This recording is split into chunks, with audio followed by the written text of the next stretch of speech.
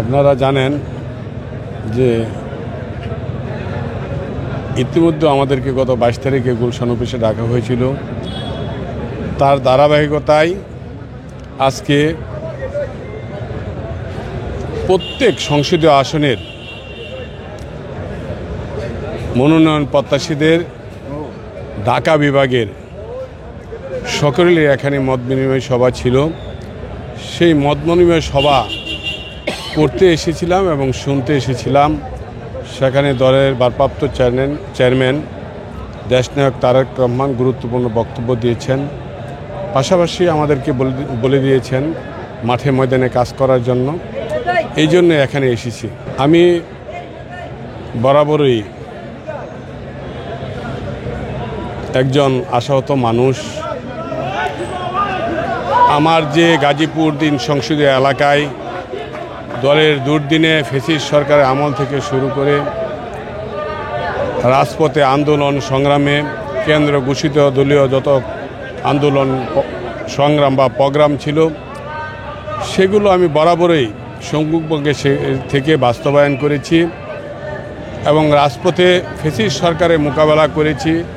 সেই মোকাবেলা করতে গিয়ে আমি 2 ডজনেরও বেশি মামলা শিকার হয়েছি। পাশাপাশি আমি একাধিকবার জেলে গিয়েছি এবং আমার যেহেতু গাজীপুর সংসদীয় এলাকা 3-এর প্রত্যেকটি এলাকায়, প্রত্যেকটি মহলায়, প্রত্যেকটি গ্রামে আমার বিচরণ ছিল এবং আমি দলের দুর্দিনে রাজপথের সহযোদ্ধাদের পাশে ছিলাম।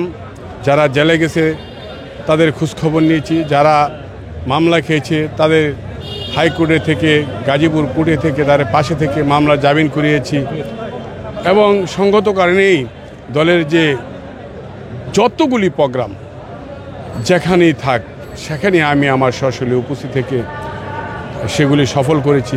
এসব কারণে আমি মহান আল্লাহ পাকের ইচ্ছায় এবং দয়া আমি বিশ্বাস রাখি যে আমি এই জন্য বাংলাদেশ আমি গাজীপুর 3 আসন থেকে মনোনয়ন পেতে 100% আত্মবিশ্বাস।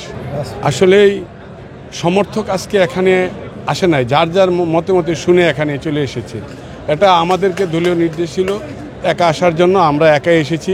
এখন এলাকার সংসদীয় এলাকার লোক তারা বিভিন্নভাবে শুনে একজন একজন করে এখানে চলে এসেছে। আসলেই দলের টানে বা গুলশান অফিসের কথা শোনার পরে তারা এখানে চলে এসেছে।